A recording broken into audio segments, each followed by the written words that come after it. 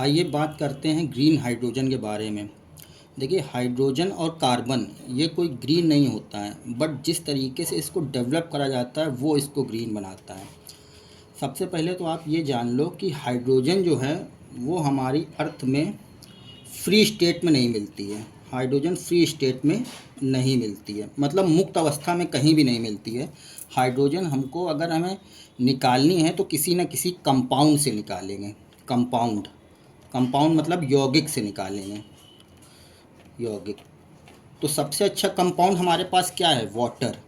हमने एक वाटर लिया एक कंटेनर में, जिसको हम बोल रहे हैं इलेक्ट्रोलाइज़र।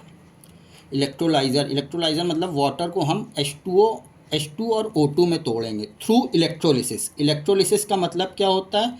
इलेक्ट्रिक करंट इसमें प्रवाहित करेंगे। जब हम इसमें इलेक्ट्रिक करंट प्रवाहित करेंगे तो इसमें ये जो पानी है ये हाइड्रोजन और ऑक्सीजन में बदल जाएगा। हाइड्रोजन को हम यहाँ पे स्टोर कर लेंगे और फिर उस हाइड्रोजन का हम अलग अलग तरीके से इस्तेमाल करेंगे। सिविल एविएशन में, केमिकल मैन्युफैक्चर में, शिपिंग में, जो समुद्री व्यापार होता है शिपिंग के थ्रू। अब ये हाइड्रोजन ग्रीन क्यों कहलाई है? क्योंकि इसको जो हम डेवलप कर रहे हैं, इसका जो इलेक्ट्रोलिसिस कर रहे हैं वो रिन्यूएबल एनर्जी के थ्रू कर रहे हैं। रिन्यूएबल एनर्जी या तो सन के थ्रू जो आप सोलर पैनल से डेवलप करते हो, या तो विंड एनर्जी से डेवलप करते हो। हाइड्रोजन डेवलप करना तो आसान है, बट इसको स्टोर करना उससे भी ज़्यादा ज़रूरी है, क्योंकि हाइड्रोजन जो है बहुत ही ज़्यादा ज्वलनशील होती है। इसकी कैलोरिक वैल्यू हाइड्रोजन की बहुत होती है। आइए समझते हैं कैसे। जैसे 1 किलोग्राम हाइड्रोजन की कैलोरिक वैल्यू जो होती है वो होती है 1 लाख। 1 लाख कैलोरी।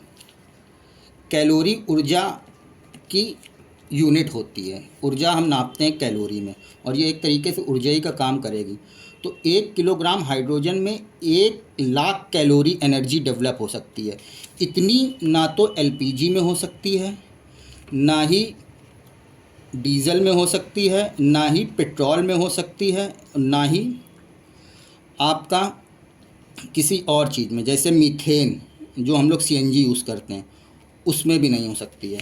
तो ग्रीन हाइड्रोजन इसको इसीलिए कह रहे हैं क्योंकि हाइड्रोजन को जो हम डेवलप कर रहे हैं वो हम रिन्यूएबल एनर्जी के थ्रू कर रहे हैं, इसलिए इसको ग्रीन हाइड्रोजन कहते हैं।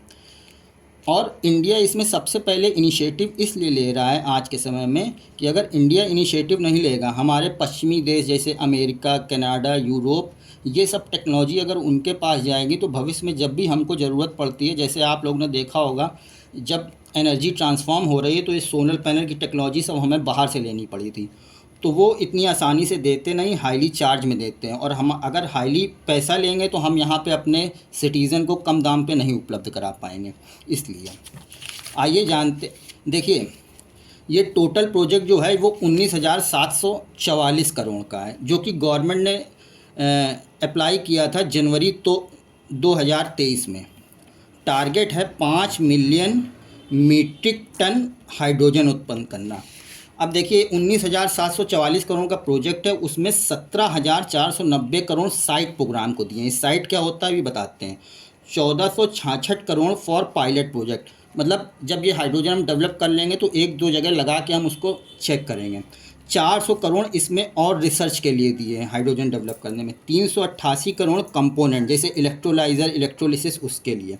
अब साइट क्या होता है? साइट होता है strategic intervention for green hydrogen mission. जैसा कि हमने आपको बताया, हाइड्रोजन बहुत ही ज्वलनशील होती है, अगर ये कहीं से भी लीक कर गई तो बहुत विध्वंसकारी हो सकती है। इसीलिए गवर्नमेंट ने इस साइट प्रोग्राम में, देखिए आपने कितना फ़ंड एलोकेट किया 19,744 करोड़ से। क्यों? क्योंकि गवर्नमेंट इसको एक सुरक्षित हाथ में सौंपना चाहती है, किसी के हाथ में भी नहीं तो ये विध्वंस हो सकता है इससे। दूसरी बात, आइए बात कर लेते हैं कंपाउंड, क्योंकि हमने कंपाउंड का बहुत बार शब्द यूज़ किया है। कंपाउंड और सॉल्यूशन में क्या अंतर होता है? देखिए कंपाउंड भी जो बनता है वो 2 या 2 से अधिक एलिमेंट से मिलके बनता है, जैसे H2O, ग्लूकोज, C6H12O6। लेकिन इसमें एक क्या होता है कि इसमें एलिमेंट एक निश्चित अनुपात में मिले होते हैं। जैसे देखिए हाइड्रोजन के यहाँ 2, ऑक्सीजन का 1, यहाँ कार्बन का 6, हाइड्रोजन के 12, ऑक्सीजन के 6, मतलब 1:2:1 में मिले हैं। जब हम कंपाउंड की बात करते हैं तो यहाँ इंडिविजुअल कोई भी एलिमेंट अपने गुणधर्म नहीं प्रदर्शित करता है। ये कंपाउंड खुद में जब ये एक निश्चित अनुपात में मिलाया जाता है तो ये खुद में एक गुणधर्म प्रदर्शित करता है। जैसे जब हम ये निश्चित अनुपात में मिलाएंगे तो कार्बन अपने गुणधर्म नहीं, हाइड्रोजन अपने नहीं, ऑक्सीजन अपने नहीं, ये एक ग्लूकोज का गुणधर्म दिखाएगा। वहीं जब सॉल्यूशन हम बनाते हैं उसमें भी 2 या 2 से अधिक एलिमेंट मिलाते हैं, बट उसमें जो भी एलिमेंट होते हैं वो अपने इंडिविजुअल गुणधर्म प्रदर्शित करते हैं। जैसे आप शरबत बनाते हैं, उसमें पानी और चीनी लेते हैं बट कोई निश्चित मात्रा नहीं लेते हैं। लिकर में जब आप पानी मिलाते हैं तो उसमें भी कोई निश्चित मात्रा नहीं लेते हैं, और वो उसमें जो भी चीज़ आप मिला रहे हैं वो अपने अलग अलग गुणधर्म प्रदर्शित कर रहा है। तो यही अंतर होता है कंपाउंड और सॉल्यूशन में।